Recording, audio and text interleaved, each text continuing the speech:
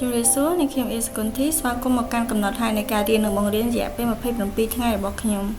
នៅក្នុងមេរៀនទី5នេះខ្ញុំបានលើកយកនៅការប្រើប្រាស់ប័ណ្ណចរាចរណ៍ដែលជាវិធីមួយសម្រាប់ប្រើប្រាស់ក្នុងការរំលឹកមេរៀនក៏ដូចជាពង្រឹងពុទ្ធិទៅដល់សិស្សផងដែរនៅពេលដែលអនុវត្តការប្រើប្រាស់ប័ណ្ណចរាចរណ៍នេះសិស្សម្នាក់ៗនឹងទទួលបានប័ណ្ណដែលមាន3ពណ៌ពណ៌បៃតងពណ៌លឿងនិងពណ៌ក្រហមហើយពណ៌នីមួយៗតំណាងអត្ថន័យនៃខ្លឹមសារដែលពួកគាត់យល់បន្ទាប់ពីមិត្តភ័ក្តិរបស់ពួកគាត់បានឆ្លើយនៅសំណួររួចគាត់ត្រូវលើកនៅប័ណ្ណចរាចរណ៍បើសិនជាមិត្តភ័ក្តិគាត់ឆ្លើយសំណួរនោះត្រឹមត្រូវ